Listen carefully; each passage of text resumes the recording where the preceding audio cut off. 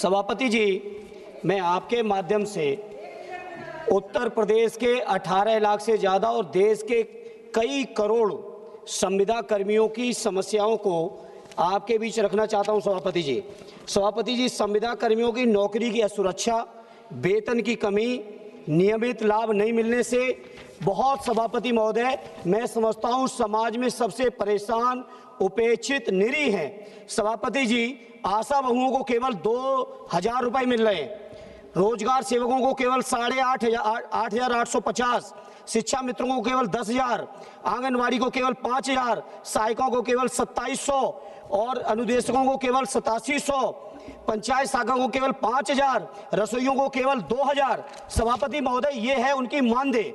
साथ ही साथ इस मानदेय के साथ उनके ऊपर उनके ठेकेदार और नियुक्तिकर्ताओं ने जो संविदा की है उसमें बुरी तरह से, सभापति जी, शोषण हो रहा है।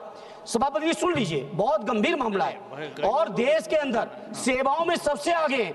अभी SIR में सबसे ज्यादा यही लोग लगे हैं और कई एक की आत्महत्या कर चुके हैं, इनको हार्ट अटैक हो चुका है। इसलिए सभापति जी, मेरी एक दो मांग सुन लीजिए, सभापति, मेरी सीधी मांग है, केंद्र सरकार जो 5 ट्रिलियन इकोनॉमी की बात करती है, दुनिया की तीसरी चौथी अर्थव्यवस्था की बात करती है, उत्तर प्रदेश सरकार भी दावा कर, सर एक मिनट सुन लीजिए, इन कर्मचारियों को स्थायी किया जाए।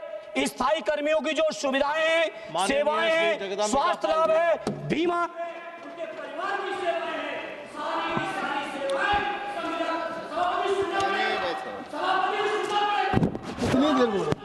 कितनी देर बोले? सभापति महोदय,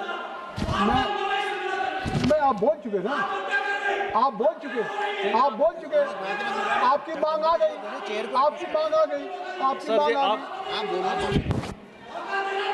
तो मांग कर लो ना, बोलो ना, आप उनसे बात क्यों कर रहे हो? आप चेयर से बात कीजिए, आप चेयर को बोलिए सर। तो आप बोलिएगा नहीं तो कर लो यार, करोगे उधर नहीं।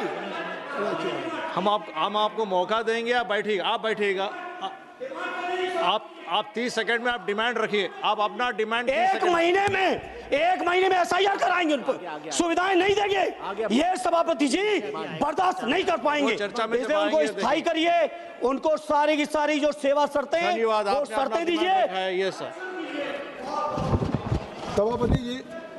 सभापति जी, मैं आपके माध्यम से मैं चाहता हूं कि आज जो सरकार को तत्काल हस्तक्षेप करे, क्योंकि 7 दिन जो पूरे लोकसभा का सत्र होता है, मंडे टू फ्राइडे सभी मेंबर ऑफ पार्लियामेंट इस सदन में रहते हैं, सैटरडे संडे सबके क्षेत्र में कार्यक्रम लगे रहते हैं। कल हमारे यहाँ भी दिव्यांग शिविर लगा हुआ है, किसी को बेंगलुरु जाना है, किसी को चेन्नई, किसी को कलकत्ता। 400 इंडिगो की फ़्लाइट कैंसिल हो गई, मेरी शाम की रात की फ़्लाइट थी वो कैंसिल हो गई, कल सुबह की फ़्लाइट कैंसिल हो गई। आखिर DGCA ने अगर फ़्लाइट ड्यूटी टाइम लिमिटेशंस लगाया है तो यात्रियों की सुरक्षा, उनकी विश्वसनीयता और अकाउंटेबिलिटी किसकी रहेगी? हम 5 मिनट लेट हो जाते हैं तो हमारी एयरलाइंस वेट नहीं करती, चली जाती है। और आज जो DGCA ने अगर एयरलाइंस ने कोई निगरानी करने के लिए दिया है और इंडिगो उसका पालन नहीं कर रही है, पूरे देश में आज 400 फ्लाइटें कैंसिल हो गई। हम सब लोग देश में कैसे अपने राज्यों से कैसे अपनी कंस्टिट्यूंसी में जाएंगे और फिर मंडे को लौटेंगे?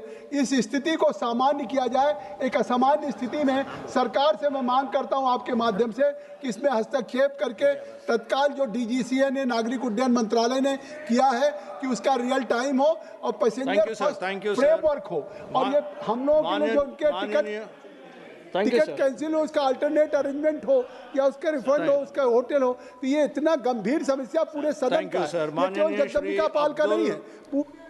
Abdul Rashid Shaikh ji, kindly conclude in 30 seconds. जनाब, मुझे पता है, मेरे conclude in 30 seconds because others are. Jagdambika Pal ji को इतना कहूँगा, जैसे मैं जैसे कान चुटकी बचाता हूँ वैसे आप भी बचाइए।